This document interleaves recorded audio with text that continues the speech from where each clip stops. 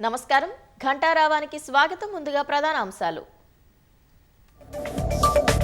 double bedroom ఇళ్ల సద్వినియోగానికి రాష్ట్ర ప్రభుత్వం చర్యలు ఇందిరమ్మ లబ్ధిదారులకు అందించేలా అధికారుల కసరత్తు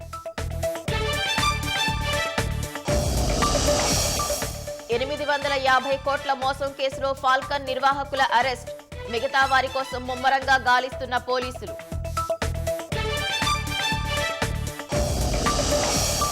అమెరికా నుంచి భారత్ చేరుకున్న వలసదారుల మూడో బృందం ఇప్పటి వరకు 330 మంది వరకు స్వదేశానికి వచ్చారన్న అధికారులు ప్రయాగ్రాజ్కు పెద్ద సంఖ్యలో తరలివస్తున్న భక్తులు నిన్న ఒక్కరోజే దాదాపు 2 కోట్ల మంది పుణ్యస్నానాలు